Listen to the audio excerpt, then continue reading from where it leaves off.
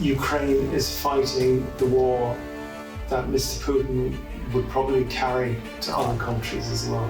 As a volunteer, but also professionally, I support Ukrainian newcomers. And really, the whole world is with Ukraine. Hello and welcome to Ukraine in Flames, a special project by Ukraine Crisis Media Center, Ukraine Catholic University's Analytical Center, and NGO Euro-Atlantic Course. My name is Alexandra Tsikhanovska. I'm the head of Hybrid Warfare Analytical Group at UCMC, and today we talk about one of the things that keep Ukraine going amidst the war: international support.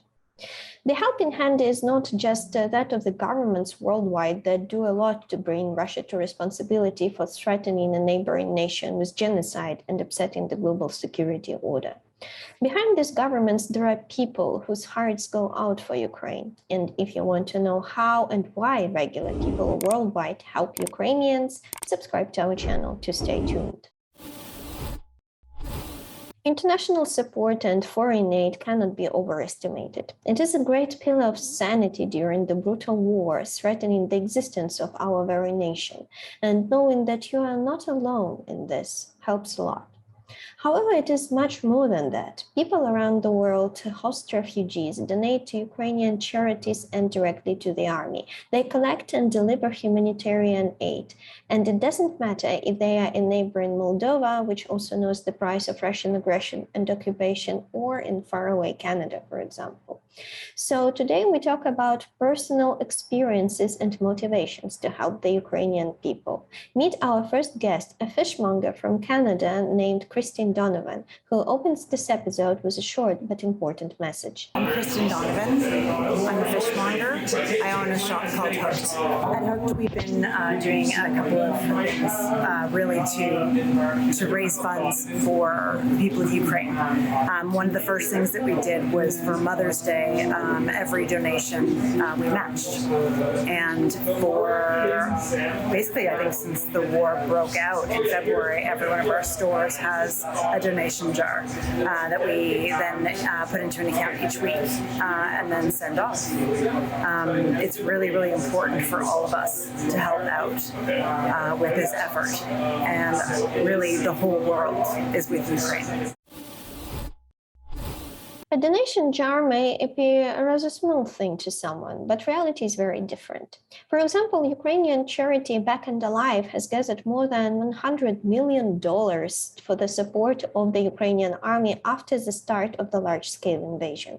And while there have been very serious donations of impressive size, the major amount of charity funds is usually constituted by small contributions, including those from abroad. It is very inspiring to know that you have friends that you've never met and probably never will, in a country so far away from your own.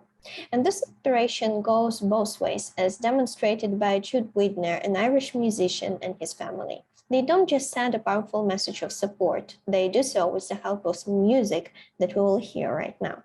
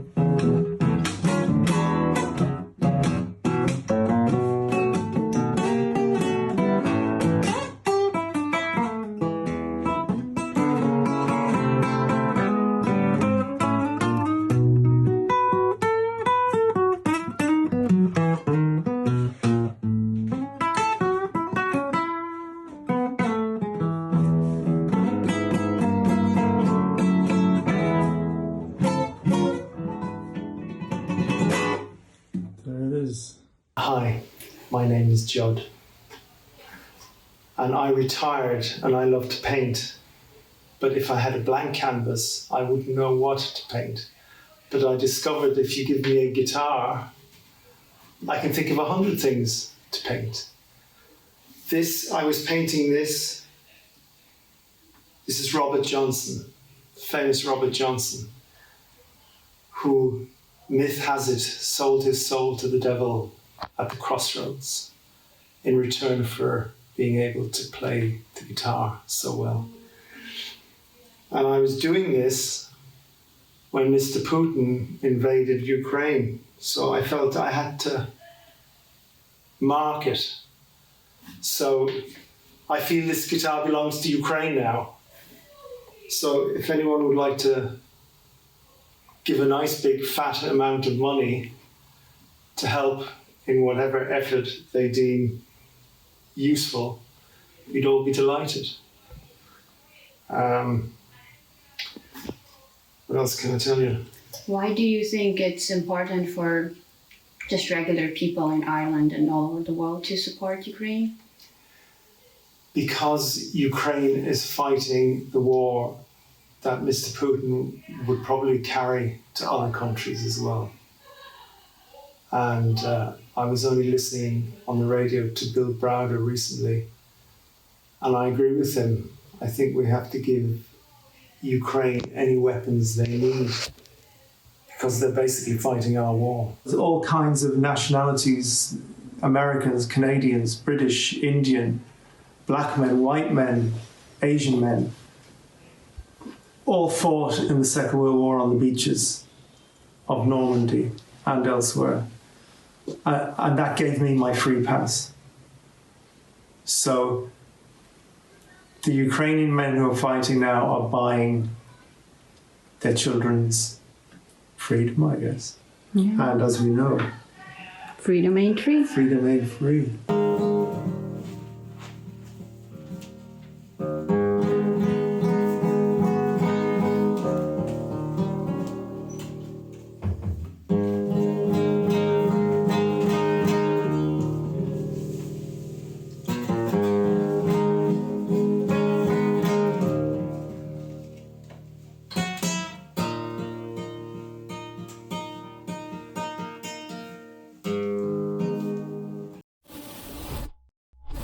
It is without doubt a very precious thing to feel so much support come from the people who perhaps have never been in Ukraine, but who feel that helping it under these dire circumstances is the right thing to do.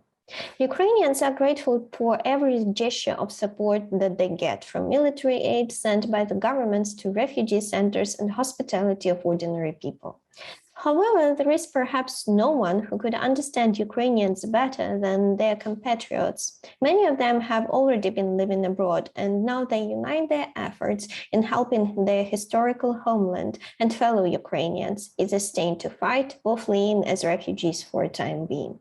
Olga Mozkova, a Ukrainian volunteer based in Toronto, Canada, tells us her story. Hello and добрий день. My name is Olga Mozkova and I'm a Ukrainian who lives in Toronto, Canada. I'm an immigrant myself. I know how much time, energy, and hope it takes to relaunch your life abroad. As a volunteer, but also professionally, I support Ukrainian newcomers.